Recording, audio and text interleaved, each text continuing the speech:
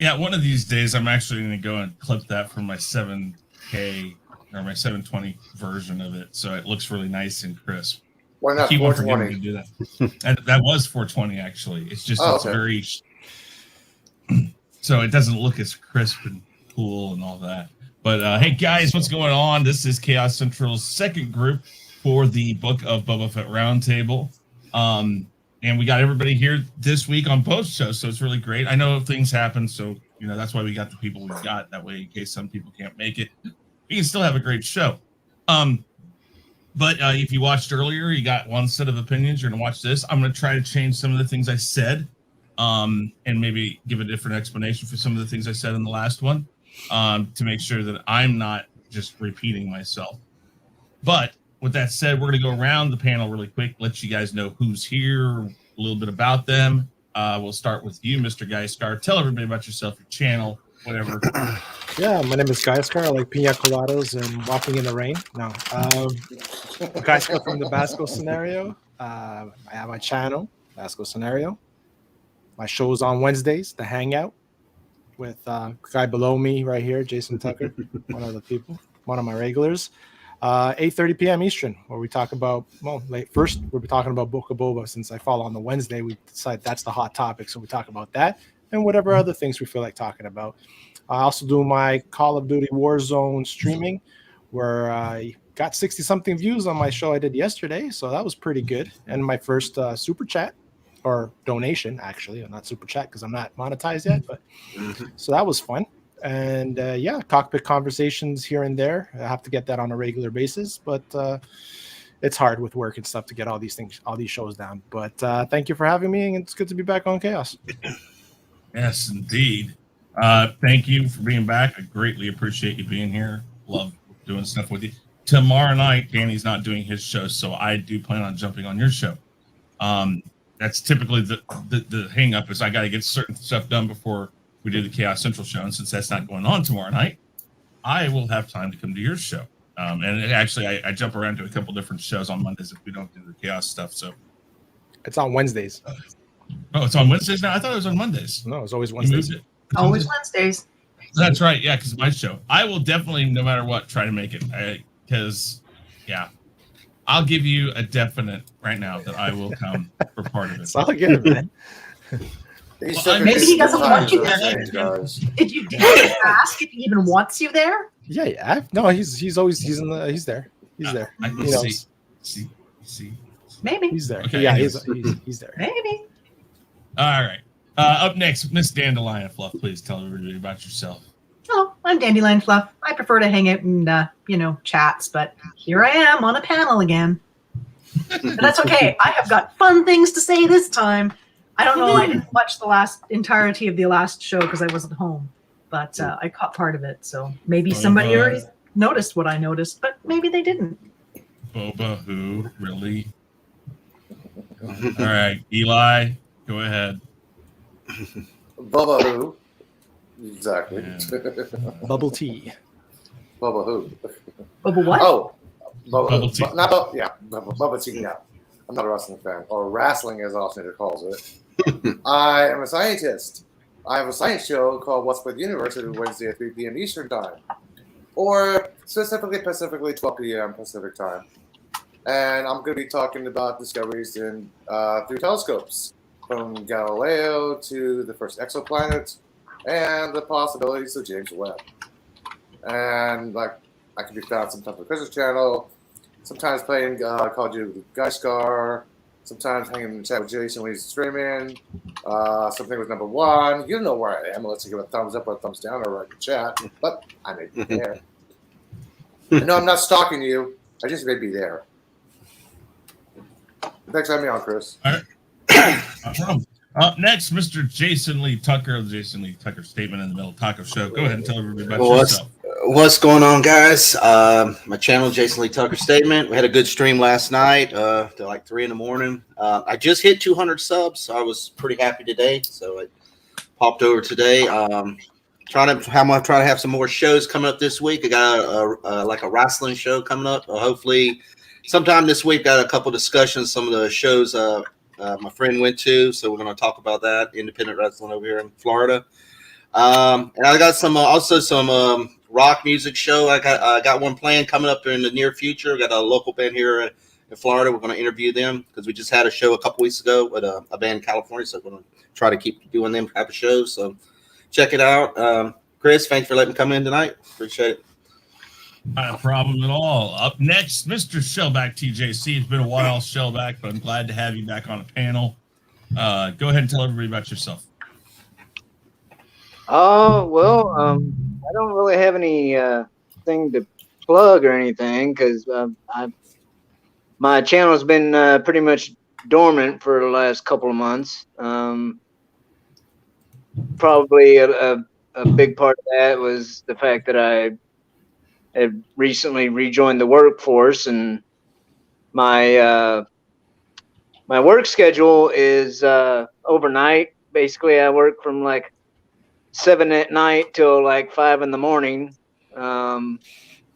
So like 4 days a week, you know, the later half of the week. So yeah, usually I have been either working or sleeping the last couple of months. But I have showed up on channels like Culture Casino and West Moody Webcast, and for like Culture's Sunday show, the Sunday Culture Review, and West Moody's like his Trekking on Tuesday. So you know, I'll pull those guys. But yeah, I don't know. I'm in like my however many whatever count this is of limbo as far as my channel goes. Very good. Well, I mean, I'm sure that when you get it, the biggest thing about working and doing YouTube is just figuring out when you can do it. And you know what? I mean, anytime you can jump on and give your opinion on a thing, or you can just record it really quick, sometimes that's all it takes. But I understand the trouble that working adds to all of it. Trust me. And let's go last but not least, Mr. Number One. How are you doing? Yeah, could be better. You know. That's why you changed your name, huh? Yes. But anything going on your channel, anything like that? Not lately. Okay. Haven't had time to do anything. I've been kind of busy myself, just getting ready gonna be moving into a different house next month, so pretty much been busy packing and stuff like that. So I understand. Okay. Well, let's get right to it, guys. What we're going to do is we're going to discuss this in several different levels. We're going to talk about our overall thoughts, what we liked, what we disliked, and then we'll give it a grade for this particular episode and our final thoughts. So let's start with overall thoughts. We'll go to Guy Scar first. Guy Scar, what are your overall thoughts? I really enjoyed this episode. I thought it was a huge step up from the first one. I like the things they implemented in it.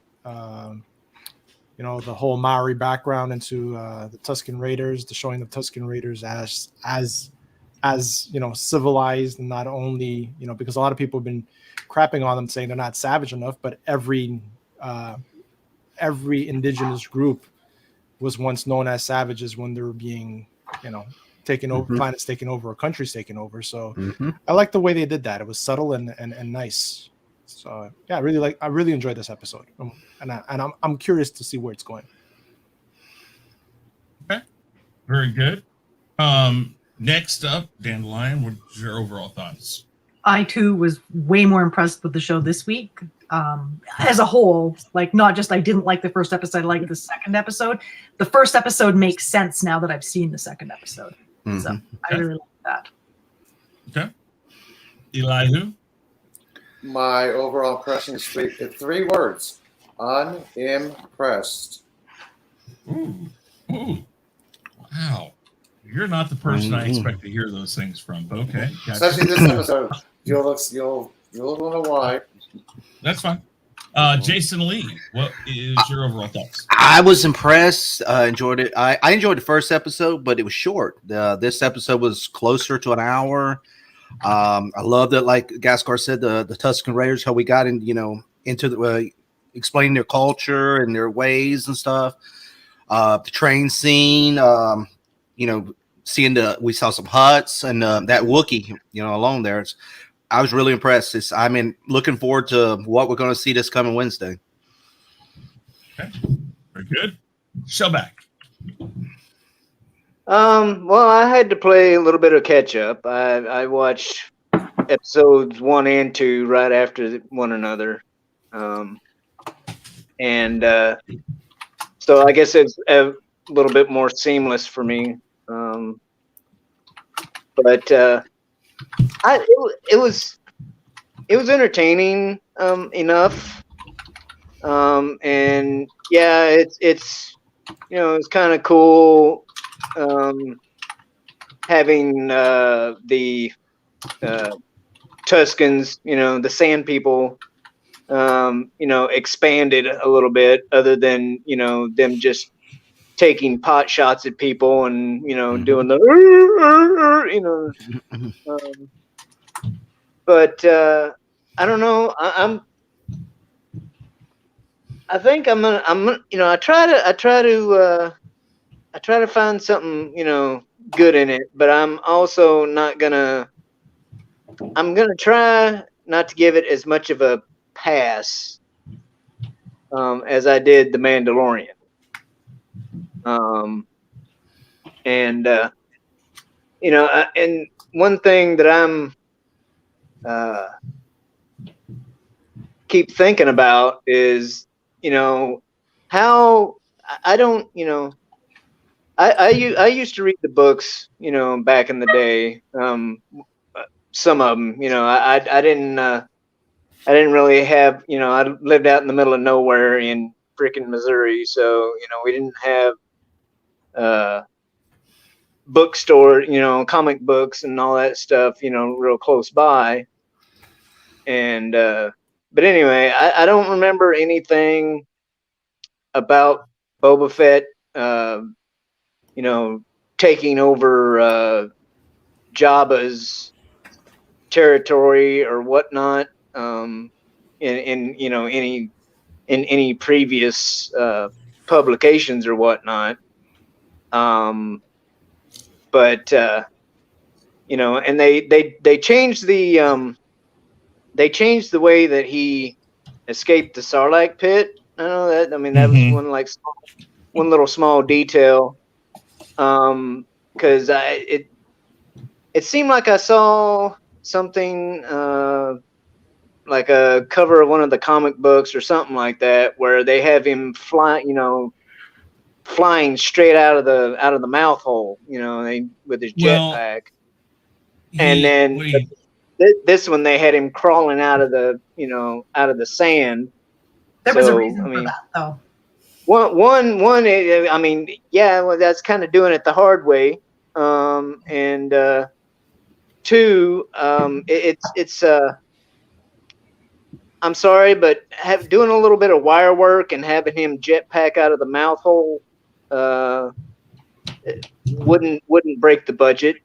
So I think I would have rather have seen him flying out of the hole, than crawling up, digging up through the sand or whatever. I'm sorry, Shellback. I'm sorry, but if you remember, Han damaged the jetpack. That's why jetpack went up and he started flying everywhere on the thing. Han damaged it. How could he use the jetpack to fly out? Yeah. He didn't damage it. He just triggered it. Yeah. Really quick on that. We'll get past that because we'll just get past that. But here's the thing. In the publication that he's talking about, the Sarlacc basically wraps a tentacle around it, and that basically launches him, causes an explosion. He uses concussion grenades and then launches himself out of the Sarlacc pit. I know where he's going with it, but okay.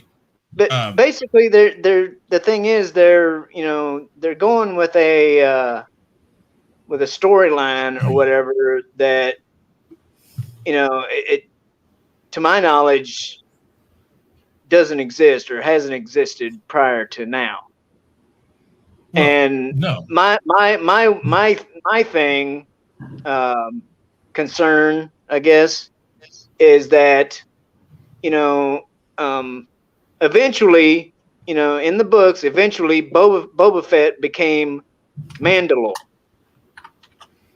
you know, and that's where I would like to see him go in this show or whatever, is, you know, have him end up becoming Mandalore like he did in the books. But what was your overall Not impression just of a the crime, episode? not just a crime boss, you know. But what was your overall impression of the episode? Yeah. Okay, so what's your It overall was- impression? It was like I said, it was entertaining enough. I mean, they between, you know, like Solo and, you know, Mando and stuff like that, they seem to have a thing for, like, you know, trains and train heists or whatnot. But so, I mean, but I like the way they did it. So, you know, on one hand, it was kind of, you know, it's kind of getting to be like a overplayed scenario, but All it right. was all So right. overall, all right. Correct.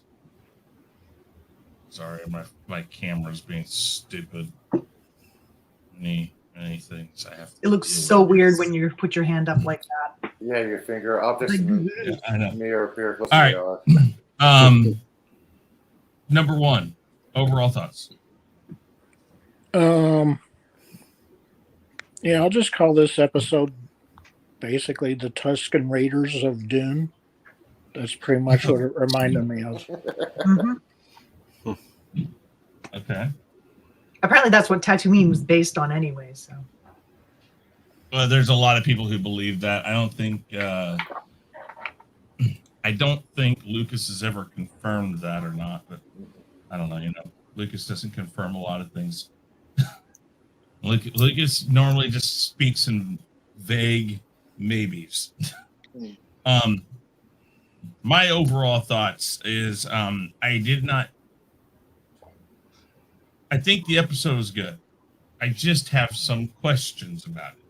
And part of that comes from some of the things Shell brought up, but part of it is just more central to this whole series. So I will bring some of those things up in what I didn't like, not so much because I didn't like it, but it's more of a question mark. Where are we going with it?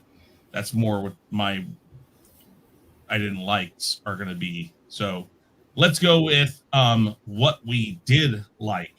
First, Geiskar, go ahead and tell everybody what you liked about this episode. I like the fact that we actually got a little bit more of a badass of Boba Fett when he's on the street confronting the Hutts, basically telling them if they want to take over, they were going to have to kill him. So that was, you know, classic Boba. Well, classic Boba. More mean of a Boba because, let's be honest, guys, badass Boba was only in EU. And if you're just basing this on live action, there wasn't much badass Boba besides one-liners and, you know, a sentence here and there. I love, what was his name? Karstan. We actually got to see him. So this opens a huge door to, you know, EU possible characters. You know, the Doctor, as well as we know, was that Barsk? Where's his name again? Trandoshan. What's his name? Yeah. Bosk. Yeah. Yeah. So you know, are we going to see him in the mix of this? I think we will, if they follow any of the lore, which it's kind of hinting that way, right? Because we are going to see the Doctor, because there was leaked footage of her. I think you even have it in your intro, Chris. She's on a speeder bike. Yes. Yeah. Right. So we might get that, and we all know that ties in with Kenobi, right? Mm-hmm. So it's exciting what they're doing with those little Easter egg drops, as well as I loved what they did with with the Tusken Raiders. And, yes, people are getting tired of the flashbacks. Are they overdoing it with that? I think so. They're milking it pretty well. But I really like how they put that together to show us the backstory about how he earned to be, to earn the garments, right? And like I said before, I liked how it coincided how he built his Tusken staff, how it's exactly how the Maori do it in real life, right? If you're gonna create your staff, it's you yourself that has to do the carvings, because every carving is specific to each, warrior. So I found that was really cool. Yeah. Very good. Dandelion, what are some of the things you liked about this episode? Some of the things I liked about it. First of all, I adored that wiping gerbil that the hut guy was mopping himself with that gerbil critter, and it chomped him on the hand. I thought that was pretty. I thought that was cute. I thought that when he bit him on the hand, that he was going to toss him up in the air and eat him. I really thought so because, huts. And it shows in this they had the tank with the frogs in it. They eat more like things that are reptile, frog, lizards, things like that. So I think it's kind of interesting that they showed it was more like a pet. Yeah. When it bit him, it just was like whatever. The moppin gerbil or wiping gerbil. I don't know. I'm sure it's got an actual Star Wars name that I don't know. But anyway, it does. I forgot the other thing I really liked, I liked this rebirth story they're doing with Boba. The first episode, it didn't entirely make sense, but the thing with the Sarlacc pit, why it was important for him to climb out of the Sarlacc pit, basically that's representing his death. He dies when he goes in there in a sense, and he's reborn. And so to be reborn, especially because he's a clone, so he wasn't really born the first time. So it's sort of talking about his whole story where he spent his whole life trying to be his father, and then he dies in a sense and is reborn, and all his accoutrements, all his armor is taken away from him. So he's basically just a freshly newborn, and he's covered in goo and all that sort of stuff, right? So it's he's reborn on the desert, and he's sort of rescued by the Tuskens. And then he becomes so now he can decide what he wants to be, right? He can surrender all the stuff that was to do with him being his father and measuring up to what his father was and what he thought his father would want him to do. And so now he can kind of take his own journey. So either he wants to maybe be the leader of the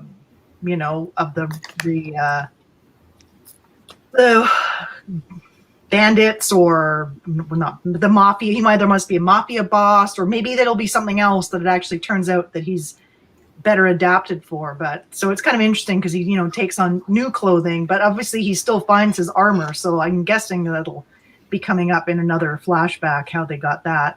I like the Tusken Raiders. I like that the warrior woman that's teaching him to use the stick. I don't know. I can't remember the name for the stick. I know the gaffy I stick. thought it was really cool. Gaffy stick. The gaffy stick. Yeah, I thought that was kind of cool. So he kind of becomes he was already kind of, a reasonable, he was considered a good warrior before, but now he's, learning new techniques and becoming a different person than he was before. So it's kind of the whole, it's a nice little kind of a journey, sort of like a hero's journey that he's taking, sort of become his own person as opposed to just what he always thought he should be. So I kind of liked that about it. Anyway, I won't go on because there's lots of us here to talk.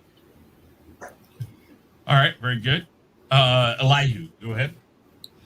I like that we actually got a look inside Fennec Shand even more. If you remember at the beginning of the episode where the representative mayor or the assassin was caught, and Bub was like, these guys don't really fear anything, and she's like, maybe he would fear the Rancor. And she didn't do anything until his eyes went wide, and she just reached down and grabbed it. She didn't immediately grab it. She wanted to see what his reaction was.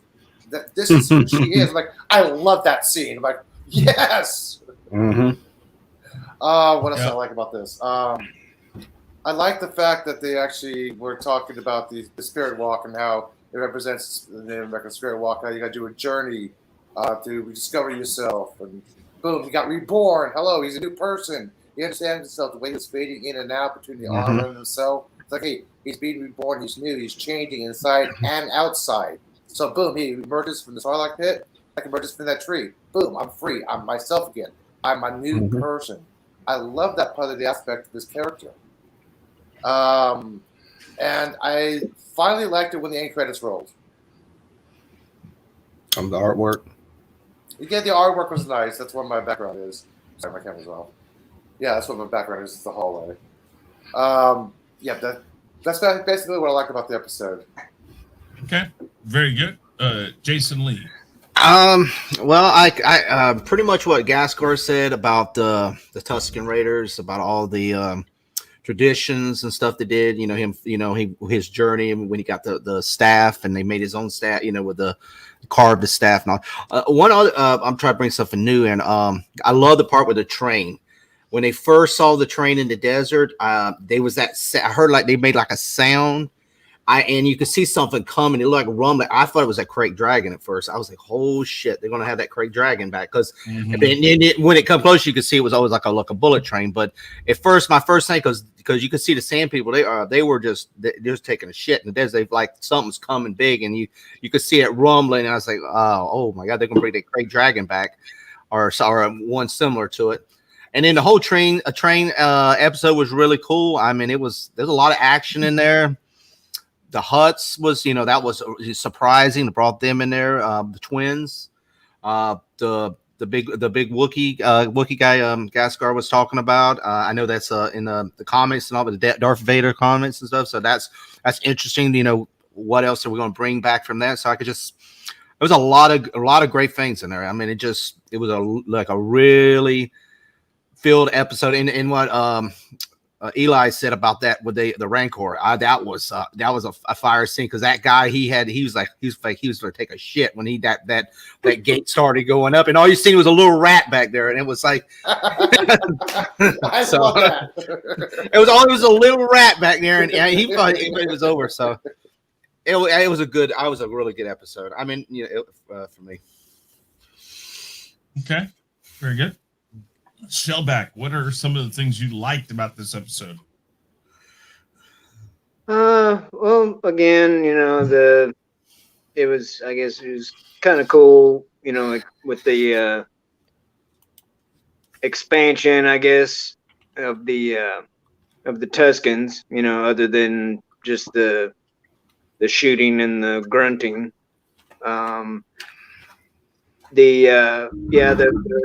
The little psych out with the Rancor pit was amusing. Like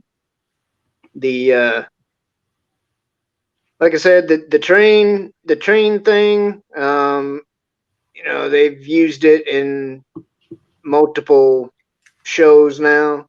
Everyone loves a good train heist. I like the way they did it. It was a little bit different. So, the kid, the little sand person kid, the little Tusken kid, when the kid took Boba Fett, out into the desert, and they ran across that, whatever it is, I don't know. Sand monster.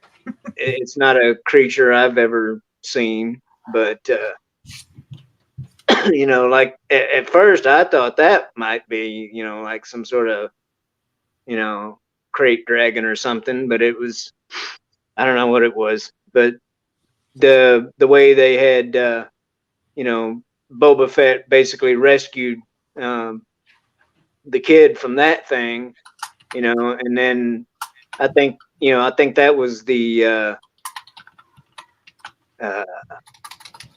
moment that kind of instilled a little bit of trust or whatever from the Tuskens to Boba, and I think that's what started the inclusion into the tribe. Was that moment there? But I don't know, and they had that little fight scene with the sons of Tatooine, biker gang, whatever. Mhm.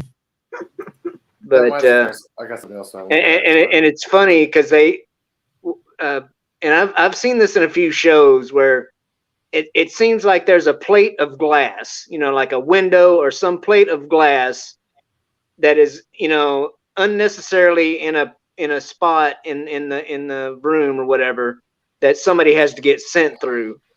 But yeah, I don't know. That's about it, I guess, for the time being. I remembered another thing I'd like Chris, I forgot to mention. Okay. The bar, where the bandits are and there's two people drinking. The callback scene, the deleted scene for A New Hope. Yeah. I love that. I forgot to mention that. Is it the same actors or is it different actors? Oh, it's They just different look actors. similar. It's different actors, same kind of Tasha uniform. Station. But they looked similar though. They looked like the same. Tasha. Yeah, it was Tasha's- Luke's Yeah. pals. It was looking down. I love that callback. Yeah, that was pretty clever. That was well done. Yeah. Okay. Yeah, no, there are some cool things that they've been throwing in here. Number one, what are some of the things you liked? Yeah, I was going to mention that callback probably first because that's Cammy and Fixer at Thank you. Tashi Station, basically. Thank you, Fixer. Yeah. That's who they are. So yeah, they did that Easter egg in there. Of course, a Black Chrysanthemum, the bounty hunter Wookiee. Is another Easter egg, to like the comics and everything, and then yeah, just having the twins of the Hutts strolling, being carried in, basically. So yeah, they're doing a lot of callbacks to other stuff. Plus they did play Omega's theme right when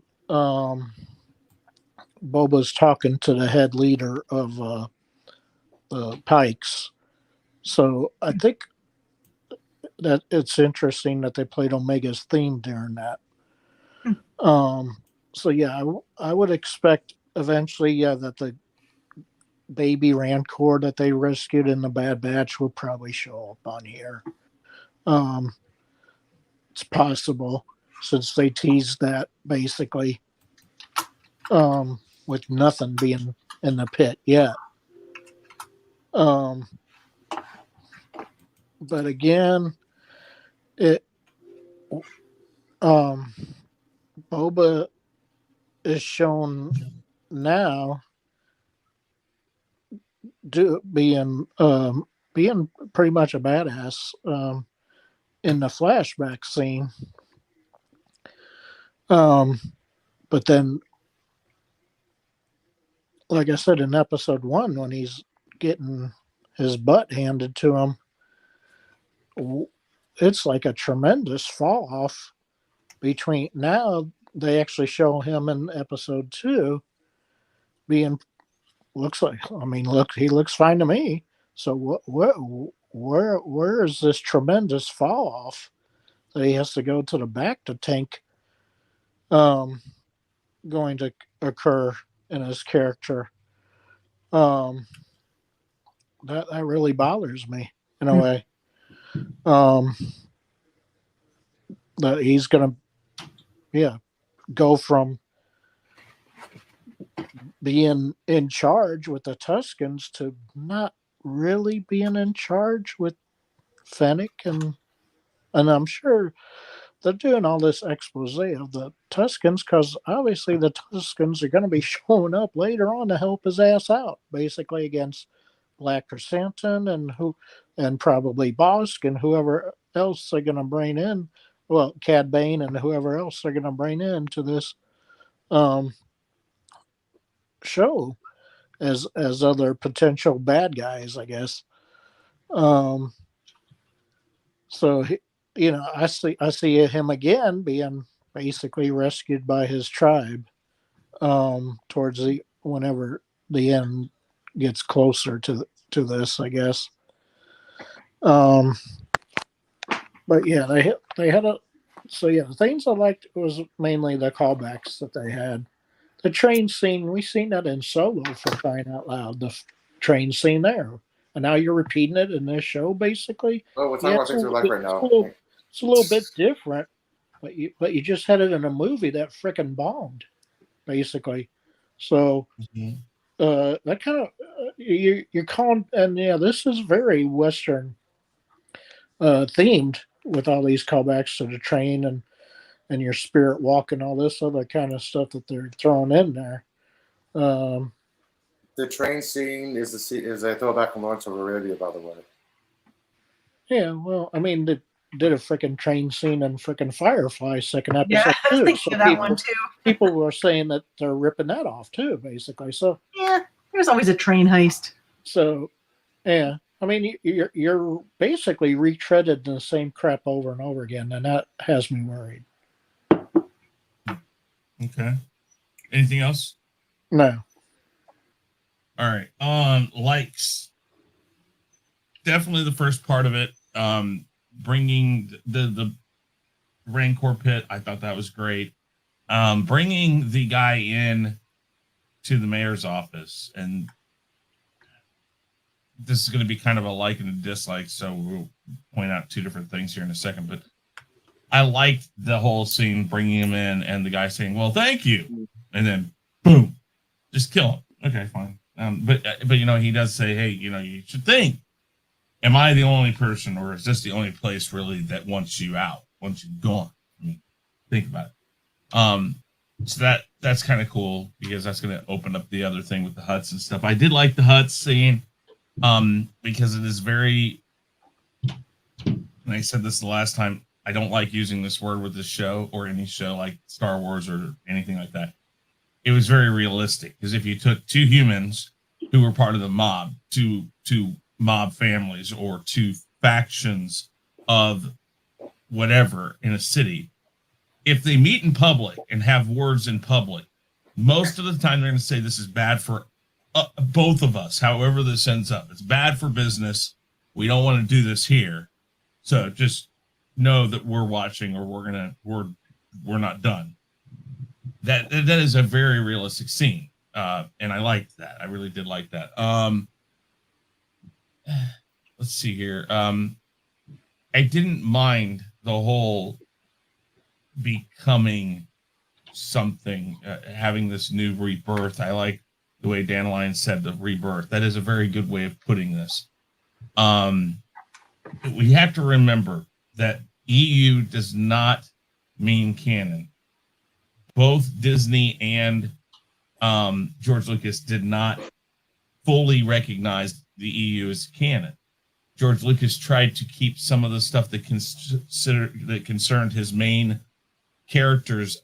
He asked the writers to keep it as close to the characters as possible, as to not stray too far off from what they were. In the sense of Boba Fett, even to George Lucas, the 5 minutes and 43 seconds or whatever it was we got of Boba in the movies, that's it. That's all you have to go on. So what they're doing here is they are literally writing the backstory for this character. And all the books were Lucas approved, though. That doesn't mean that they were canon. I have like 50 different interviews where Lucas basically said, no, they're not canon. Everything I do does not matter what they do. Only thing he did is he had people in his camp who literally, when it came to characters that he had, they did not want it to contradict things he had already done.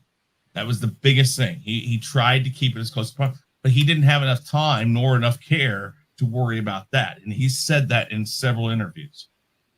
And so that's what I'm trying to say here is that for people who want this to be an EU thing, I think what Jon Favreau and Dave Filoni have done is they have tried to incorporate parts of the EU, because like Geiscar said, the Doctor, those things. They are trying to introduce things. Cad Bane, technically, if I remember right, isn't even a part. Well, wait, no, he was in Clone Wars, wasn't he? Yeah. And I think Clone Wars was considered canon. I'd have to go back and find out. But, you know, there are certain things here that they're trying to... Huh? Clone Wars is canon. And it's Rebels that is not, right? No, Rebels is as well. Here's the thing, though, Chris. Mm-hmm. Here's the thing, though, Chris. They, Disney, put the EU on the back shelf, but yet they keep pulling,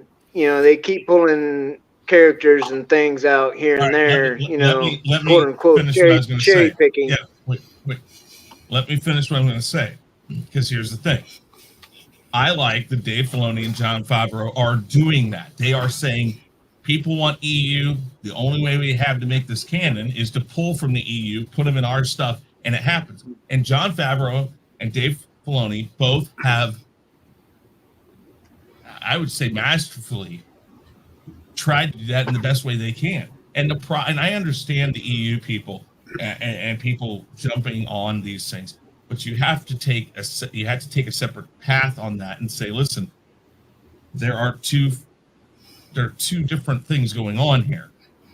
The EU is different from this, and I didn't like that they said the EU is just gone, because that was the worst thing they could do. That's why Jon Favreau and Dave Filoni doing this stuff, I think it's interesting, because they're trying to make things that people want in this canon, but people are chastising them because they're not doing it the way that it was done in there.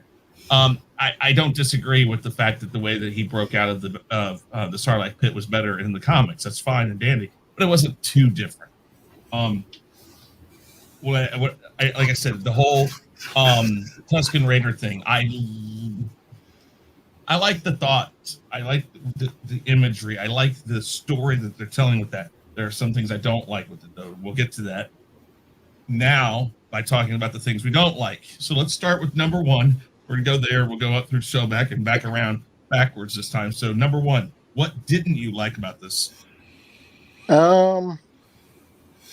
Just the general slow burn pace of this is, and especially I guess with these flashbacks. Yeah, they're sprinkling in, like I said, Easter eggs and callbacks and stuff like that during it, but then you're kind of retreading stuff from either other franchises or even your own franchise. So yeah, just you're not spending enough time so far in the present day. You have more backstory than, and I know you have to, obviously they have to do the backstory because if the Tuskens are going to help them out at the end, I guess you got to explain how it all happens. But there better be no flashbacks by the last episode. That's all I can say. If you haven't told every flashback by the end of episode 6, then they need to do one more. They need to do one more for how he gets his Mandalorian armor back from the Jawas. Yeah, but I have a feeling it's going to happen even in episode 6. I think it's good. They already showed the Mandalorian. Yeah, they showed it in the right. Mandalorian. I gotta go back and watch that again. Okay. Yeah. All right. Sorry. Like what you go ahead. forget. Sorry. Yeah. So yeah. So we'll see if they maybe even it out again like they did in the first episode. I think it was maybe even for present day and flashbacks in at least the first episode, but this was heavily flashback episode. Yeah. But then I'm kind of, like I said, really worried about where the hell does he get so depowered at from because in this episode he was shown being pretty much a badass with doing the train thing and all this stuff, kind of deal. And he's doing this, with the Tuskens, but But then in the first episode where he gets his butt handed to him, and then has to immediately go to that tank, really bothers me. Hmm. So Yeah, it's sort of like they only have it there because it's he like, wow, needs the flashbacks. his fall off is like tremendous when you consider now that they showed him being a badass now in this episode, between this and the first episode. And I'm interested to see how that happens. They better explain it, because if they don't, then I'm really gonna hate his characterization in this even more than I currently do. Because this is, like you said, a reborn Boba Fett. It's not the Boba Fett we had in the movies. That's for damn sure. It's a completely reborn and different Boba Fett. People might as well get that in their head right now, that they're not going back to the old Boba Fett in this show. That's for damn sure. Whether that's good or bad, I guess we'll see by the end of it. But yeah, this is a completely depowered, eventually, Boba Fett.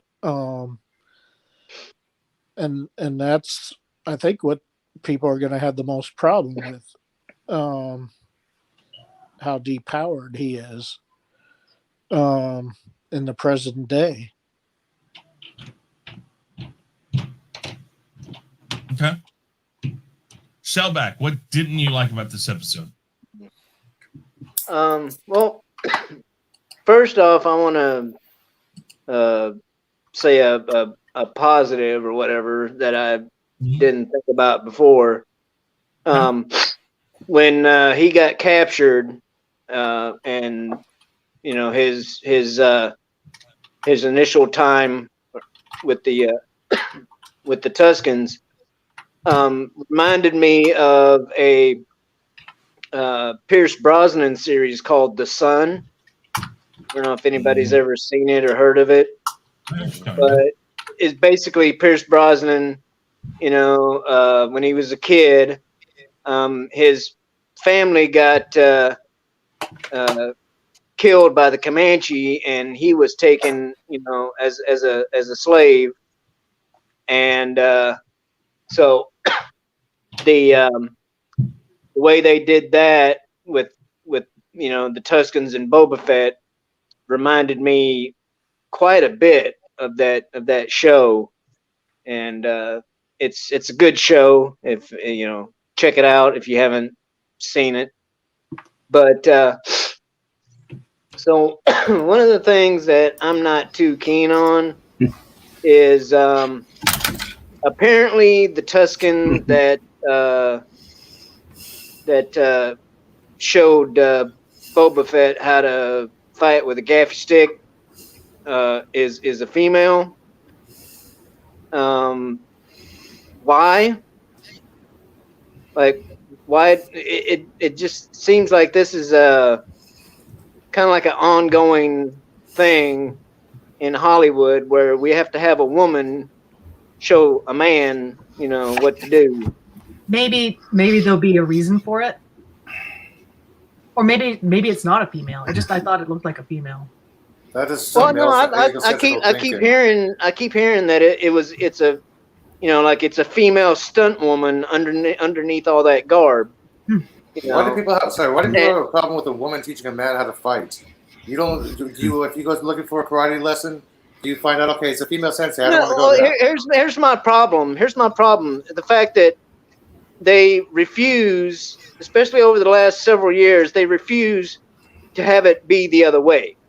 Are you sure? They refuse to have a man. They refuse to have a man teaching a woman. Okay, so it seems kind of, I don't know if hypocritical is the word or whatever, but it just seems like a little bit of a, of a freaking virtue signal kind of bullshit that we've been dealing with in Hollywood. Nobody said jack shit on Daredevil when Sick was training Elektra. That was a man training a woman. Nobody said jack shit about that. So why do people have a problem when the woman has to train a man to do something? I mean, why do people have a problem All with right. that? Well, if it's a problem he has, I mean, that's something he didn't like. That's fine. That's Well, why I asked, no, why do like, you have a problem see, with that? at first, to me, I didn't even realize it was a female. That's the point. But I think that's the point. since since everybody keeps pointing it out, it's like, it just seems like that's something that, they just had to stick in there, and it's just, I don't know. I'm just tired of that little aspect. Are you sure they have to stick it in, or the person just auditioned so well they got the part?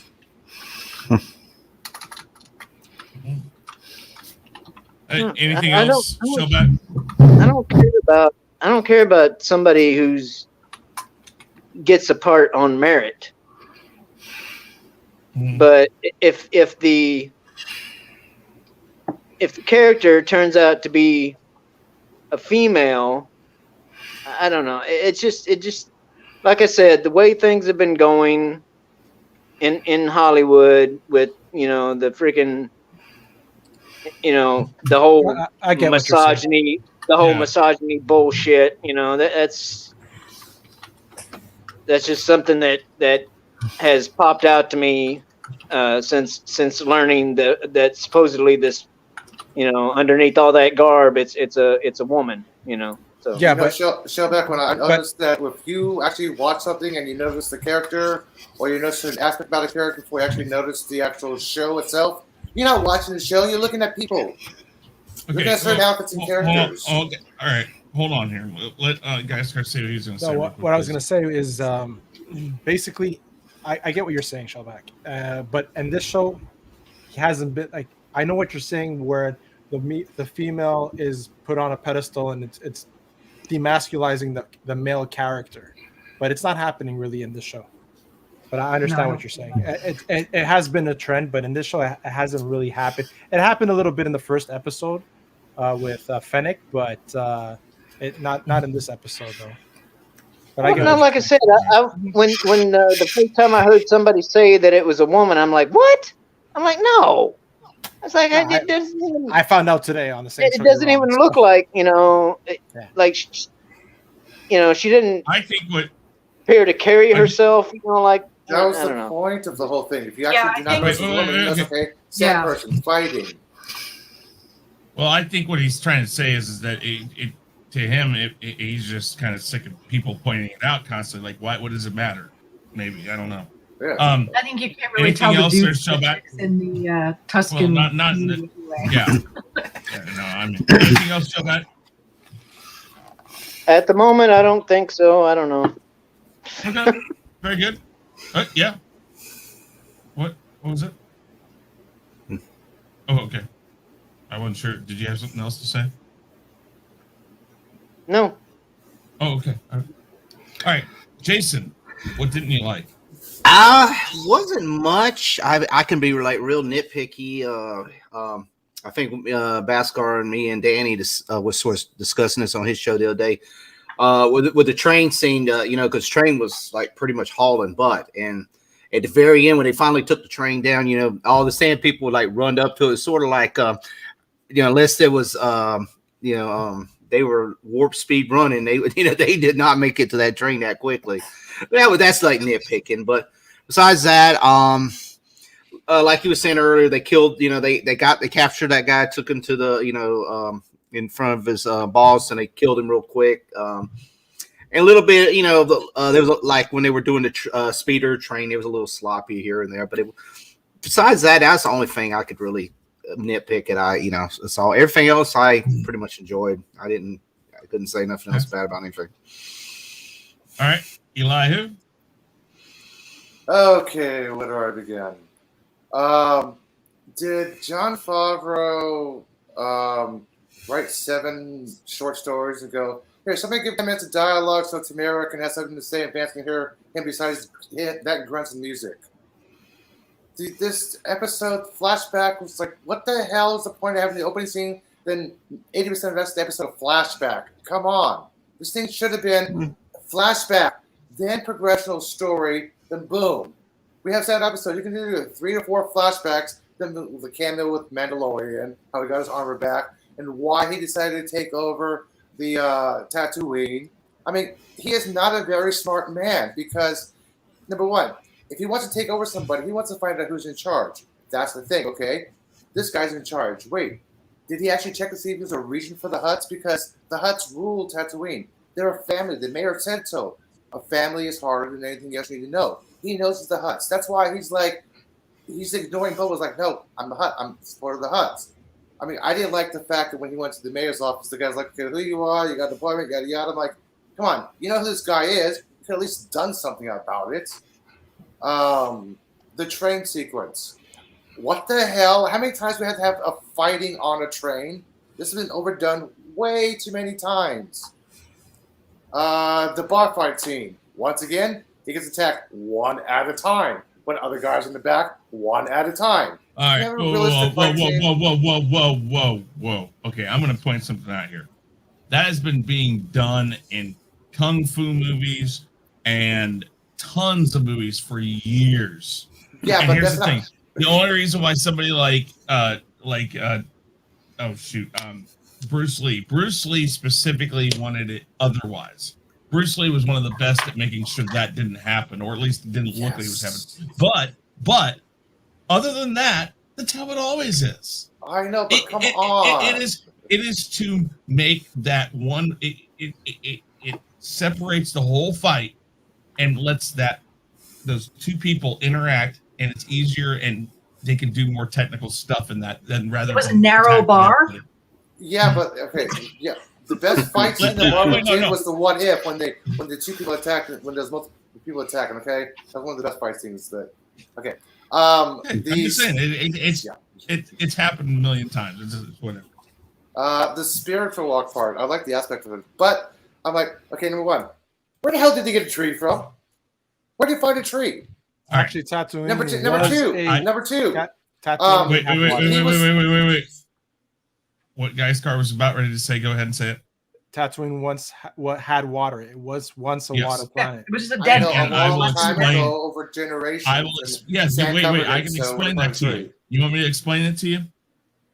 Because they are following a very native and tribal rite of passage that a lot of different tribes have. There are tribes in Native American tribes, Mayans. A lot of tribes believe that in spiritual journeys, while you might be on something like an astral plane or something like that, that you can actually bring items that are from that plane back with you. They do believe these things. And I understood all of that. Mm-hmm. It was a very good representation of, because it was like a big tree and a little tree as well, exactly. Right? So like the father and the child. Yeah, I understood that part. So much father where do you stuff. actually get the tree branch from? I understand that. You got daddy issues. And the other part about the tree branch itself, when he was getting leaded into that tank, he didn't know what was going on. He was sitting inside. They gave him dust and the lids up his nose, and the thing said, "Quote: I have it right here. It will guide you from the inside of your head." Yeah. Then he went on a spiritual trip. How did he know to bring that stick back? He's like, "Okay, I broke free. That stick, I don't want to carry this all the way back with me." Why did he take that stick back? How did he know to take that stick back to make his own gadget? Because the lizard. You're suddenly holding a stick. You're like, oh, this might be important. The lizard told him guided him. It didn't tell him about that. Might have. What, you expect the lizard to talk? Yes. Lizards don't talk in Star Wars. Come on. This is reality, Elihu. Okay, speaking of reality, every fighting montage scene in a movie, you have a little time left. You know how much time has gone by. It's gone by a couple of days, a couple of weeks. How long has he been practicing the gap? A stick? 2 days, 2 weeks, 2 months? We don't know this. Like between the Sarlacc pit and Mando, how long was he actually with the Sand People? We don't know this yet. Like, can you actually make some time reference? Was he practicing for 2 weeks? Was it 3 days later? We know how time is irrelevant in Star Wars. Well, we don't know how long it took him to do this. And the ceremonial dance. How the hell did he know the moves? How did he know? I know it's a reminiscence from his New Zealand, from his native country, but how the hell did he know these moves for the Sand People? The lizard guided him. They were teaching him the whole time. If you watch the scene, he's doing it. He's dancing. Then they're still doing dancing. He's not watching the exact same time. Come on, Eli. It was like the 1-2 step. It was easy. if I may, a lot of people, when they teach fighting, there's like stylized moves in fighting. And so when you learn like a fighting, it's almost like a dance. And so he's going through those moves, like the fighting. The first episode, and that's in this episode when they were fighting, when he was showing him how to use the stick and stuff, those were the moves he was using. Yeah. But how do you know what to do that when they're going around the circle? How do you know exactly what because to do that? they had taught it to him already. That's what he had learned when he was learning to fight with the gappy stick. The tribal leader that was teaching him, or whoever was teaching him how to fight with that, was literally teaching him these moves at that moment. And so when it came time, he understood what was going on. He's like, okay, now I get it. Highlight Shifty's last comment. Yeah, I know that. That's why I said they should have had flashbacks first. Come on. All right. Anyways, so there's 5 years. There's 5 years time. We know that much between the Return of the Jedi and Mandalorian, and this is sometime in the first season of the Mandalorian because we see him out of the pit and in his garb, his full garb with his spurs and all that in the first season of Mandalorian. So we know approximately 5 years time. So if he got it out within the first year, you're figuring it was probably 3+ years, 4 years probably that he was with the Tusken Raiders. To answer your question, I think the idea is that you don't know how long it is because he doesn't know how long it is, right? Like time means nothing. When you're stuck out in the desert with sun, what was it? The America did the song "Horse with No Name." It's like, at some point it just no longer matters. Yeah. You're not. You don't know, and then maybe it'll become evident at some point when he returns to civilization that you'll find out how long he was there for. Is there anything else? That's about all I can think of right now. So, yeah, that's about it. Okay. In Dandelion, anything you didn't like? Yeah, a couple of things. I like the whole Dream Quest journey rebirth thing. Heavy-handed though, very heavy-handed plot. It's like, here's a really obvious journey, hero's journey. It's just if you studied mythologies and stuff like that, it's just a little heavy-handed. Yeah. And the other thing I really don't like, the Tuskens sounding like donkeys. They all bray like freaking donkeys. There's a donkey at work. There is a donkey at work that sounds exactly like those Tusken Raiders. You want to know something? That's one of the sounds they use for it, though. That's the thing. I know. It's just it really kind of, it's like, no. I just think they should be a little cooler than a bunch of asses. But they are. They are, but they are making the sound like a bunch of asses. They sound like a big herd of asses. That was really the only two things that really bothered me. But I think Whoa. Okay, wait, hold on. Okay. Shellback was trying to say something, and then Elihu, you went at the same time. Shellback, please. What were you trying to say? Oh, I was just being silly. I said that so she's not an ass person. Oh. Elihu, what were you trying to say? I was just saying, well, it's better than listening to the tortoises having sex in Jurassic Park. Oh, jeez. Okay. Anything else, Dandelion? Those were the only two things that really kind of piqued me. Okay. I'm fine with everything else as far as it goes. Guys, I would have to say, actually, I just want to add something quickly that I did like. I like the fact that he's embraced both because he's wearing his Tusken garments underneath his Mandalorian armors, which is pretty cool. To that point, really quick. I'm sorry. To that point, really quick. I was watching Behind the Mask or whatever it was on Disney Plus, which I really like because there's a lot of cool things in that they bring up, and they has some stuff from George Lucas, which I think anytime that Disney's willing to even admit that George Lucas is still alive and around, it's great. But I was trying to remember. I was like, man, why does it look so different? And then I was like, wait a minute, that's right. He's still got his Tusken Raider robe on.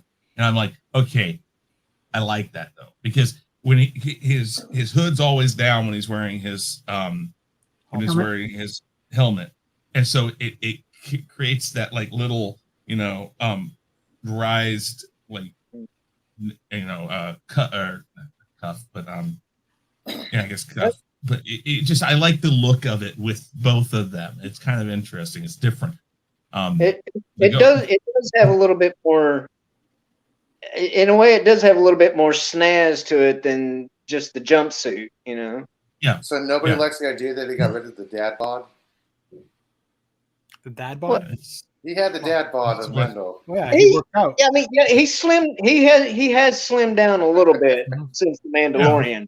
Hey, I'm not going to fat shame anyone for getting a dad bod. I know. I'm like, finally, a superhero with a dad bod. Hey, you get swallowed by a sarlacc. Nothing wrong with a dad bod. Sarlacc and all that stuff, and see if you don't put on a few pounds afterwards. Okay. Okay. All right. So continue, guys. Sorry. So things I didn't like. I didn't like Fennec so much on this episode. I found she was pretty useless. There wasn't much about her, though. Yeah, It wasn't much very little. Yeah. The other thing I didn't like was, Daniel pointed it out on my show, was how the hell did those Tusken Raiders get to the train so fast after it crashed? I think the thing is they went and they encountered the train, and then the train actually ended up crashing close to the encampment, and so they weren't that far away. Okay, that when makes train sense. crashed, Yeah. right? Those I are think they planned out the beforehand. Disbelief. yeah. The suspension of disbelief in that. That's Yeah. how I Yeah, have to it was answer. pretty easy. They could have, intercepted the train, and then it ended up crashing closer to the encampment, or everybody was sort of following along. Who knows? Yeah. Another thing is, how the hell did he learn sign language? I think it seems like a lot of people know a lot of He's languages a in these. bounty hunter. He has to communicate with all different sorts of people, so he's got to know I'm about language. I'm and customs, nitpicking. so- I'm He had been nitpicking. living on Tatooine before the Sarlacc did, so Yeah. nitpicking. Gun, True. stick, in morning, yeah. Mm. Yeah, it You basically hang makes around sense. with them for a while, you learn. Yeah. And as a bald man, for the time he spends on the outside in the sun with nothing on his head, and his freaking head had to be I was blistering going to by say now. that's why he's in that tank every episode. Mhm. He's trying to recover from Dehydration skin is real. cancer. Oh, there was But something that's else. about it. Sorry. Overall, I'm just nitpicking. There wasn't much I didn't like. Yeah, I like it too. There's something Okay. else, Chris. One other Yeah. thing. When he brought back the speeders, why the hell were they breaking them apart? I mean, the original, they Okay. weren't. They were not tearing apart the speeder. They were actually raiding I and have- nitpicking shit. I'm like, what the I hell? have an answer for that. Got it? I have an answer for that. One, the Tusken Raiders were known, and I've heard in Mandalorian, a lot of people were bitching about this, and this answers this. They don't like technology. They hate Binoculars. technology. Wait, stop. I know, but here's the thing. That is one of my issues. Is that okay? If let's say that some of this is going to be Boba's teaching them to embrace certain things, they would not have gone up to it and started breaking it apart. Most Well, they people, did when in- they're In the original Star Wars, they start breaking Luke's speeder apart. No, they didn't just break it. throw They were things taking- away. Yeah, they were. No, they breaking were. it. If you read the book, Apart, though, nitpicking they do tear it apart. They're trying to tear it apart and take parts from it. They are scavengers. Exactly. See, she's got it. It is very clearly pointed out in that. Look for it if you want and read that section to everyone. No, that's all right because I know what you're talking about. But here's the thing: if you are so against things like that, most things that tribes, Native Americans, other tribal type people don't get near it. Think about people who believe that if you take their picture, your soul is taken. Yeah. They don't want to be around these things. So I was kind of like, okay, if they don't like it, which you brought up the binoculars, I don't think it's so much that they didn't like it. In Star Wars lore, they are scavengers just like the Jawas, except the Jawas use more technology with their scavenging than the Raiders do. And the Raiders, if you look up on one of the Star Wars info sites, the gaffy sticks, they use anything that they can to add to it. That's why we see him making the blades and the pointer and all of this other stuff on there. It just, they have all this extra stuff around because they're scavengers. But my biggest thing about all this is that I'm kind of like Dandelion Fluff to this. I understand what they're trying to show. It just seems like, why are we going this route with this? And I'm hoping that somewhere down the line we'll finally get that answer, because they're doing a lot of these flashbacks. These are supposed to be, this is why Boba is who he is now. This is showing you why he is who he is, but we're not getting enough of who he is now to understand how this works. The proper way to do a flashback is have a scene happen and then flip it around and show a flashback where I have a that comes suggestion into or play. explanation. I think that they're doing this because one of the people who wrote this show was really fascinated with Tusken Raiders and wanted to like flesh them out more as like a Just more fine, interesting but- like. Favreau read all the episodes. And that That's was like fine, but 90% of the reason why they did it this way. Yeah, but here's the thing. If you want to show these Tusken Raider things, perhaps you show a fight scene first where he uses some of these moves, and then you have the flashback. Or how did Sherlock Holmes? You remember the movie Sherlock Holmes with the first one, the second one? They both do the same thing. 1959? No. The one with Jr. Robert Downey Jr. Oh, Those okay. two. Okay. Yeah. Where before the fight happens, he doesn't walks remember through everything. the fight, and he says, do this, this will do this to him, this will do this to him. What they're doing is they're showing that he thinks so far ahead of it. They could do the same thing. Right before the fight happens, he remembers being trained a certain way, and it goes back to that, and then you see him complete those same moves or something. You have to go and do a better mix of these two things. They literally did 14 minutes of present time, and then boom, the rest of it was a flashback. It's like, yeah.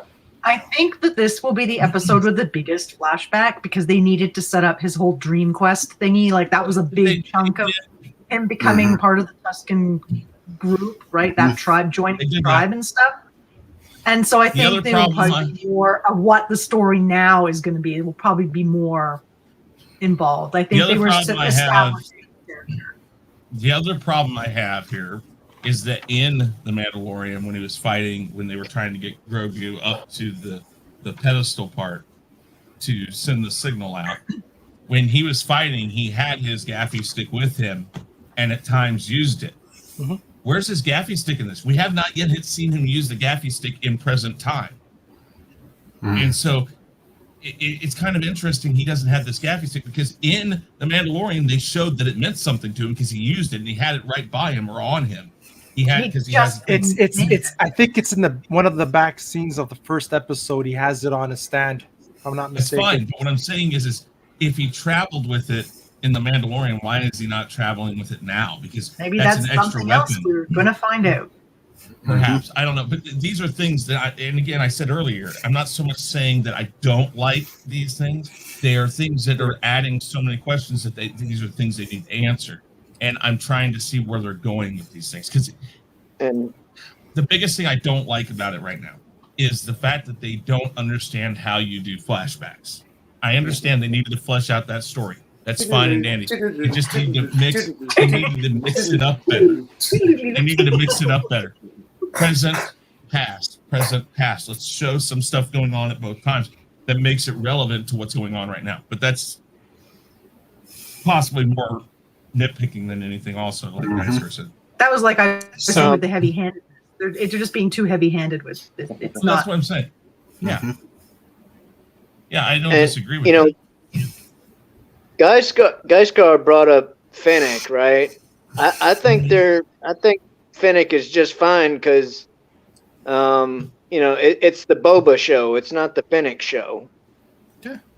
I liked, you brought up earlier also about how, Fennec was being a little too, forthright or too pushy in the first episode. No, I think that's she's looking at this going like, man, we're going to get our asses kicked in this town if we don't do things the way people do it. And I just think that's her looking at everything going like, yo, dude, I'm just going to tell you, playing nice ain't going to help us here. I didn't take that as her trying to impose some will over him. I think that there's just two different ideologies right now going on because he learned, again, that his character's changed from what we saw in the movies to this. He is, and this episode helped that, understanding what the Tusken Raiders taught him and what he taught to the Tusken Raiders. There's a lot of teaching going on, both from him to them and then from them to him. So there is stuff there that helps that. But yeah. So Chris, yeah. I wanted to say that if you actually rewatch the scene where they're walking into the marketplace, every time she addresses Boba, the only time she looks at him is when she's responding, and her eyes are looking everywhere else. You actually notice her eyes go up, down, left, right, Boba, up, down, left, Boba, up, down, left, right, Boba. You actually look at her eyes; she's actually paying attention. I love Ming-Na Wen's character. Yeah, I know. I think she does a great job with it. Okay. Last thing, guys. Go ahead, Shelbat. I was gonna say I kind of looked over at the chat, and Danny made a comment about the blasters. You know, the Tusken's rifles. They are rifles. They're not blasters. They are war rifles. Yeah, they're slug throwers. Yeah, so they're very. Books, as far as technology goes in the Star Wars universe, that's very, very, very low tech. Yeah, if I remember right, don't they use? And I don't know if they were actually blasters or not. I have to go back and watch that. But they actually in Star Wars and in the pod race, if I remember right, it's rocks that they propel. Mm-hmm. If I remember right. Okay. Anyways, last thing here, guys. We're gonna start with Geiskar. Final thoughts and grade. Let's keep it down relatively quick. I don't mean to rush you guys, but we're at an hour and 20 minutes almost. They're using blasters. Just concise. Final thoughts. I like the episode. I'm really curious to see what happens from obviously the Boba that we know. Something happened to him. You know, there's situations in life that happen that even the greatest soldiers can be, thrown off for a bit. I'd like to know why he wants to be crime boss and not follow Mandalore. But then again, that was his father's title once because he was King of Mandalore. So I'm curious to see if we're going to get any backstories about that. But grade-wise, I would have to go with a C, I would have to say. In line? I'm going to give it a B-, actually. I liked it a lot better after this episode. I know it's a pretty high score for me. We'll have to see how it goes. It could easily drop off. But as far as things going forward, it's hard to say because they've kind of played out the whole rebirth thing. I guess it's just a matter of him deciding what kind of man he wants to be, kind of thing. And I'm sure there's lots of other exciting stuff going on. I'm not hugely excited, to be honest, about the whole Godfather aspect of it, because that's I know it's the greatest movie ever, blah blah blah blah blah. I'm not a big mafia guy, a mafia movie fan, so I'm not entirely sure how I'm going to enjoy the new, the current day stuff, as opposed to the flashbacks. For me, were more interesting. Well, here, I'll just.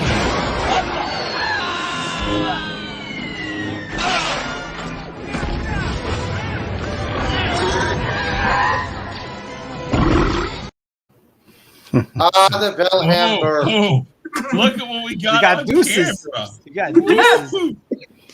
Yeah, double barrels. No. I'm allowed to not like mafia movies. Fuck y'all. No, I know. It's more than listen. You're also allowed to have a bad opinion, and that's a very bad opinion. So we love Just you. when We I love thought you. I was We out, appreciate they it. put me back in. Come the day of my daughter's wedding, and not once have you invited me to your house. Dude, I have never seen that movie.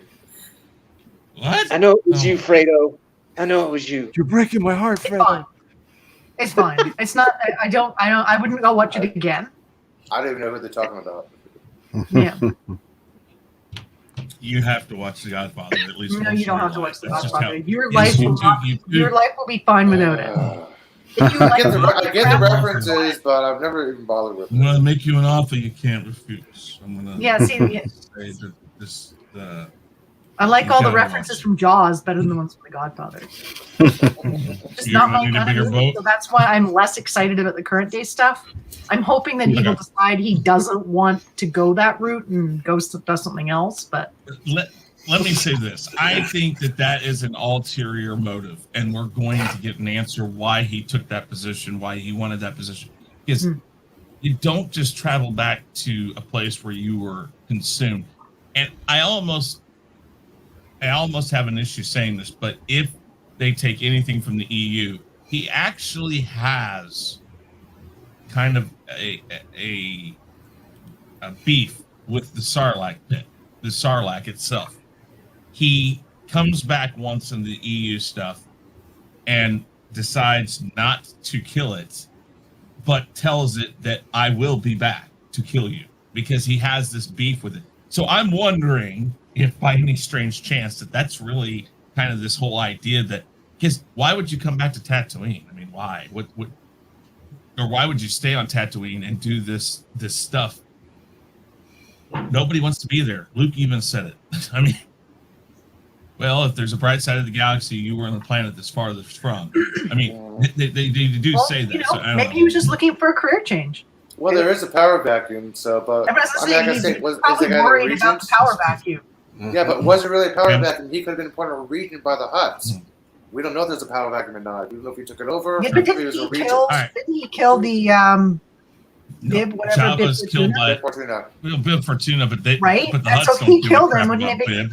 kind of like, well, hey, you killed him, now you have to take his place kind of situation? Yeah, Right? we Like don't know sometimes if when the you guy kill was a someone, region. everybody looks at you and goes, okay, you're in charge now. And so he's Maybe, like, but he did it okay, on I'm in purpose. He charge went now. there purposely to do that. Yeah, but we don't know if it was Okay. a region or if there's a power gap. We don't know Elihu. that yet. Yeah. Elihu, final thoughts and grade. Final thoughts. Stop with the flashback. Make them one entire episode. I'll be happy if there's one entire episode of flashback. Well, first 30 seconds in a flashback. I'll be totally happy. Don't give us a 10-minute teaser on a flashback. No, I give this episode a D, as in dog. He has a damn. Yeah. Man. All right. Very good. I mean, enough of the train fights. We've seen this before. Enough of the bar fights. Please, give us something new. Okay. Mm-hmm. All right. What's your grade? D as in dog. Or damn. Wow. Yeah. All Deny. right. Like, All right. yeah. Okay. Jason Lee. Final thoughts and grade.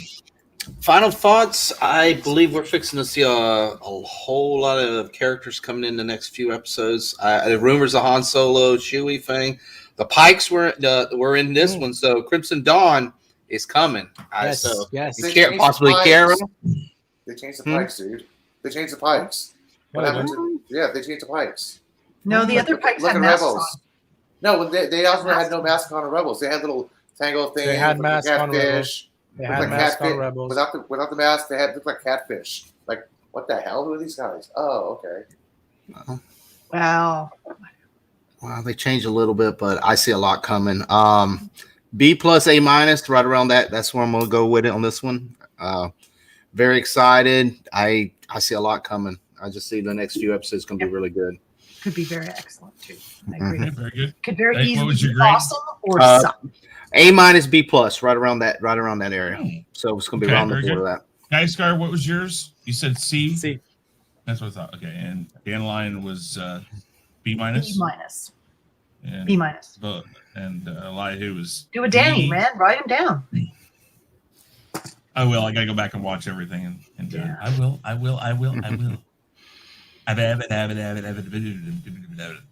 You can use them on your archaic keyboard, your typewriter that you have there. That's what I'm trying to avoid. I'm trying to remember to mute myself on that because, anyways. Oh, Shell, Lewis. final thoughts and grade. Well, it was, it was definitely watchable and had some entertainment value, especially for the general masses. Those of us who are a little bit more deeper into it, are naturally we're going to be a little bit more critical of it. But, like I said, there were some things that I liked, and there's some things that I don't like, especially, after the fact, of knowledge, gaining knowledge on certain things. But I mean, it's, and like I said, I'm gonna be. I feel like I'm gonna be more critical of this show than I was the Mandalorian. Just because it's basically round number 2. So they should be doing better, for lack of a better term. But and like I said, I'm like Guyskar in the fact that I would like to see him go the journey to becoming Mandalore route, than just possibly just becoming and staying a quote unquote crime boss. Mm-hmm. But Like I don't know. Whatever grade is passing, I don't know. D. Technically, a D- is passing. I mean, that's what my teachers used to tell me all the time. No, sorry. Yeah, No, okay. A C or a D, whatever. Yeah. Okay. How about a C-, since you're Okay, going on the there you D go. route? Okay, we'll keep it on the C, but make it. Okay, gotcha. Okay, cool. All right. Number 1, are you still awake? Because it's been a while since we've been to you, but I'm sorry. Okay, so final thoughts and grade. Final thoughts is, I think basically they're gonna end the show with the scene that everybody wants to see, which is Luke, Leia, Han, and Chewie all together at the very end of this. I think that's what everybody wants to see. That's probably what we'll get. That's basically what's rumored is what we're getting when we, maybe with or without Chewbacca in there. But I think we're definitely getting Luke, Leia, and Han all together at the very end. Okay. Why? Why? Because that'll blow up. That'll blow up the internet. That's why. Basically, that's the only reason. And whether it's for mere member berries or fan service or whatever you want to call it, that's what Favreau is going to give us, because we didn't get it in the sequel trilogy. So they're going to give it to us, whether it's in this show or the Obi-Wan Kenobi show or one of these shows. We're getting Luke, Leia, and Han all together. There's no doubt about that. I would be very upset, because if you did that, it'd just be pandering to fans and not going with the story. But I would love to see them. Luke, you guys get upset when you I would don't love get to see pandering them, but it'd be to. pandering to fans. What was the Luke Skywalker thing? I'm sorry. No matter how awesome the Luke Skywalker scene was, it was one thing. It was pandering and giving fans what they wanted. Here's the thing. That's what I said earlier about Jon Favreau and Dave Filoni, is they both are trying to mend fences that they understand, because they've been Dave Filoni's been a part of this longer than Disney has, and that he's looking at this going like, we need to at least attempt to show people, hey, we care. And I think that's why their product is better than some of the other, better than the sequel stuff we got. I mean, I'll say that much, is because they at least understand that certain things should have been done in the sequels, and if they have to go back to this to make it happen, they're going to do what they can. Yeah. And anything else though? Number 1. Well, and exactly what you said. They're gonna, because we never got that in the sequel trilogy. I think that's why we're getting it, and I think that's gonna be the basically, Bane moment, I guess, or blow up moment, whatever you want to call it, viral moment, basically. That's gonna, because this thing right now does not have a hook to it. It's pretty lackadaisical, and the only way to blow it up to viral status is to have Luke, Leia, and Han at the end. That's the only way to rescue this right now, to me. if you don't, and if they don't get it, I'm gonna straight up give this a freaking F. Pretty much. So yeah. My final thoughts are I'm kind of this. The lackadaisical thing isn't wrong, I don't think, right now. And I'm not saying it is lackadaisical. I'm saying right now, without any context, is where they're going, because they're not really showing us where they're going. And we're talking about, we don't want him to be a crime boss. It makes no sense why he's a crime boss. There has to be an underlying motive.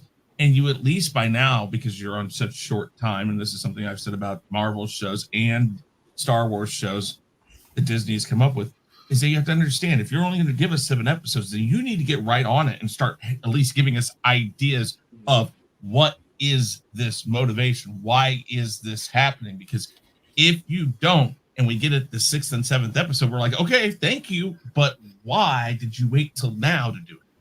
So, go ahead. They're missing a big opportunity.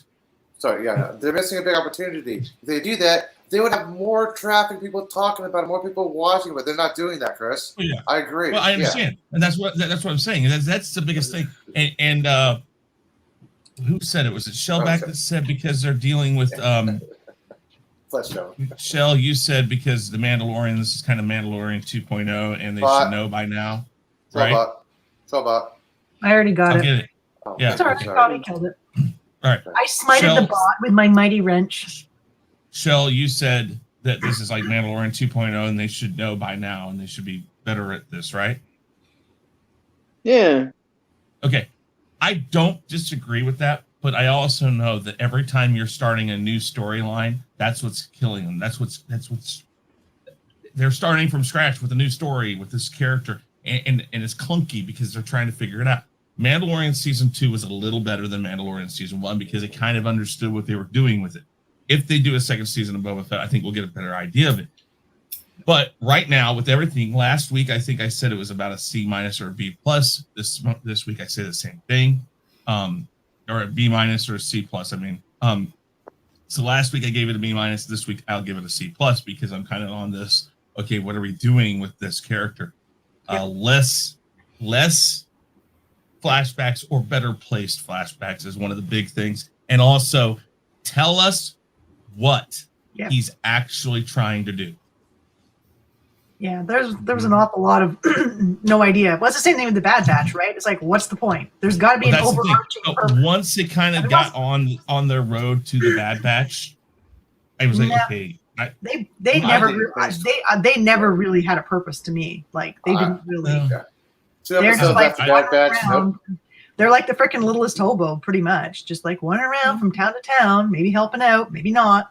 Let's go here. Let's go here. Let's go here. Yeah, hey, let's try. Right? But there's no like purpose.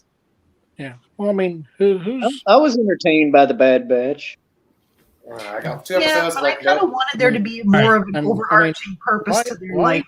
They needed a journey. They needed something that they were working towards, or they needed to pick a side or something.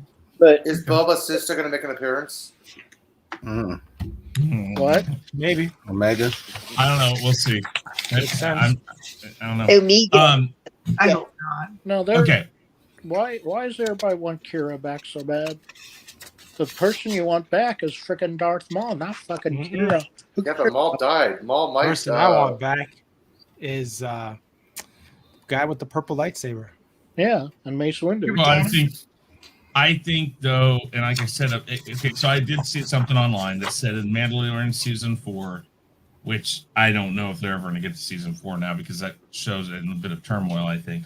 But I know that they stated in Mandalorian season 4 that they were going to bring Mace Windu back. Now, Kira? No, Mace Windu. And Mace Windu, though, here's how I kind of see this.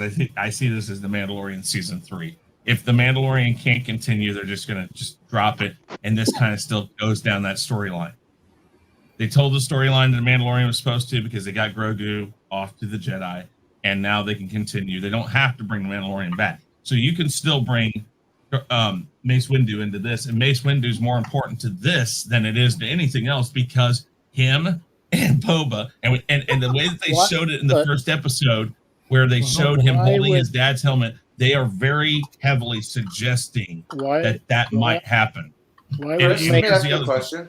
Why would Wait. Hold on. It also would explain, perhaps, if Mace Windu was hiding out on Tatooine also, why he went to Tatooine. Maybe he knows something. Maybe he's done research on it. Perhaps that could be his motivation. We have that would actually work towards the story. But anyways, all right. First off, number one, you were going to say something. Say it. Okay. Why? Okay. Now, why is Tatooine the fucking center of Star Wars universe? Basically. Who knows? It's on the outer rim, and so things go on there that can't normally go on. You have Mace come into this. Mace Windu's after Anakin Skywalker and the Skywalker family. He knows the Skywalker Ranch was there on Tatooine, so he's trying to find Skywalkers. He knows where Obi-Wan keeps the spare key for his place.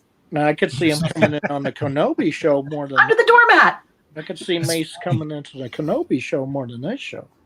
But again, we don't know what the whole thing in Revenge of the Sith did to Mace Windu. We don't know what his mindset is, and we don't know why. Maybe they explain that. I'm just saying that to this series it make much more sense to me because of the history with Boba and him. Boba, the one thing he has left that he has to do in his mind probably is avenge his father. And again, Dan Lyon said it very much. There are a lot of subtle and some not so subtle father-son stuff in this. Daddy issues. Daddy issues. Oh, I'm just saying. Elihu, you had something to say. Go ahead. Daddy issues. Yes. When did the promotional for this show change? If memory serves me right, unless it's the Mandela effect. When the Mandalorian came out, it was the Mandalorian series. So we know it's like, okay, it's going to be a series right here. Then it's the Book of Fett, part of the Mandalorian series. Then all of a sudden it's just the Book of Boba Fett. Is this the Mandalorian series because Mandalorian's over, or is this part 2 of the Mandalorian series? It's Book 2 of Boba point. Fett? It's 2 point. Because it was the Book of the Mandalorian and this is the Book Either. of Boba Fett. Here's the plus side of this. Season 2.5. It could be either. They ended the Mandalorian in a way that it could stop now, and you could bring the Mandalorian into this. A cameo for the or it's a separate series completely. So that's what I'm thinking. That's what I'm thinking. That was the Book of Mando. This is the Book of Boba Fett. Who's next? The Book of what's her name from the owl? I forgot her name. The Mandalorian should have been about Boba Fett in the story. That's how it should have been. And then you could have done the story of how he became a Mandalorian. Yeah. And that would have done much better, I think. But and in fact, The Mandalorian was supposed to be the Boba Fett movie, and they cut pieces out. They took stuff, and now they're trying to do stuff again. Anyways, with all that said, guys, lots to talk about, and we will come back next Sunday, 9 p.m. Eastern Standard Time, 7:30 for the 7:30 Eastern Standard Time for the Group 1, Group 2, 9 p.m. Eastern Standard Time. Check it out both, because everything said today was completely different on this show from the first show. That's the best thing about having two different shows and two different groups, is that we get a lot of different opinions on this. And actually today, on both sides, there was a huge, wide swath of different grades for this, probably more so than on any other roundtable I've either been a part of or done. I don't think we've had this much disconsensus on a grade. There was a lot of different grades: B's, D's, C's, A's. It's all over the place, which is great. I said D's, C's, B's, A's, da da da da da.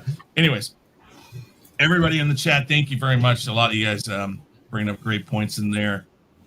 So one last time, really quick, give us who you are, your channel, anything like that.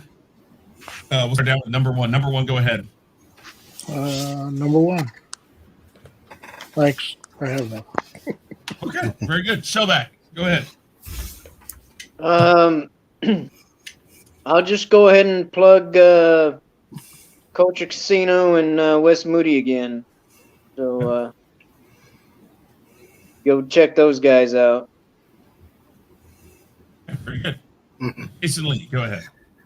Jason Lee Tucker statement. Check it out. It's about pop culture, wrestling, movies, different things. Chris, thank you for letting me come on tonight. Problem. Elihu. Oh, we plugging? Okay, I'm not plugging Uranus. That's for your proctologist. Elihu, Science Show, What's Up with the Universe, Wednesday, 12 o'clock, Pacific Time. Tune in, check it out. I tweet. Here's my Twitter account right down here. Oh, sorry, it's Elihu, not Boba Who. Sorry, I forgot to change the Hang on. Holy shit. That's not right. Guys, go check Boba Who out. Not Boba Alright, Fett, not Dan Boba Who. Danline, go ahead. I'm Dandelion Fluff. Please subscribe to these other people who surround me here because I don't really have a channel. Very good. Guyskar. Oscar from the Basco Scenario. Catch me every Wednesday on my channel at 8 p.m. Eastern for the Hangout, as well as random Warzone clips, as well as the random cockpit conversations. So make sure you do your thing for everybody else here on the panel. Chris, thank you for having me. Appreciate it. Yep, good All time. right, yeah, guys. All of you guys, thank you. Like the group before, guys. I appreciate everybody that comes on these shows. Everybody's opinions. Remember, that's what the show and this channel is about, is opinions. There is no bad opinion. So whatever I said about Dan Lyon's opinion of all movies, that's her opinion. She's allowed to have that on this channel, and I will not chastise her for it. We are I not don't an care if you echo do. chamber. I'm gonna think whatever I want to think because I'm an That's independent true. human Because being. it's her But- prerogative. But Guyskar said it. But We're I not won't an say echo it's chamber. wrong. So when you see this and understand something, that because we say it, because it is our opinion, we do not force our opinion or our individual opinions on you. You can have your own opinion. That's what the chat's for, and we are more than welcome to answer your questions or bring up your opinions too, because that's what this is all about. Does anyone And it else makes find it that great. Chris's explanations just tend to just end up sounding like Charlie Brown's teacher? Wah, wah, wah, wah, wah, wah, Just wah, wah, sometimes. wah, wah, wah, And- wah, wah. When you don't listen to me, He did it anyway. Mm. Where are those two fingers? Where are those two fingers, Dandelion? Oh, wait, let me turn it up. Just in case you can't hear it, I'll turn them up. Oh, hang on. It's quick. Let me straighten it out for you. anyways, but guys, that's what this is about. So great opinions today, great discussion. Thank you, everybody. And I am Chris Knight. The Real Review 3000 is my channel. I got lots of different stuff over there, gaming, interviews, all sorts of stuff. I'm trying to bring it back. We'll have the Rumble again before Rumble! long. Yeah, Weekly Rumble. I know it's not Weekly anymore. Yeah, Rumble time. yeah, it's not weekly anymore, but it's the Weekly. Rumble. Weekly Ramble. Weekly. Yeah, The she loves saying that because of Ramble. all the wheels. Come on. I think I'm we're going ready to add win. about 20 more wheels this next season. Probably have 20 Awesome. more It's wheels. just going to be the show of wheels. It is. No, it's We're going to be the wheels show and- of Elihu losing. It is Hey, at already least you that. got the balls to go on the show. I'm not even going No, to go that's- on there and try and talk about shit that's for like 5 minutes. But guys, check out everybody. I believe everybody's links are down below. I will double check. If not, if you guys see that it isn't, please contact me on Twitter right here, Chris Knight 5150. That's where you can reach me. And with that said, guys, thank you so very much, everybody, for being here. Thank you to my panelists. Thank you to the people in the chat. I greatly appreciate it. And with that, we shall send ourselves off with a grand applause.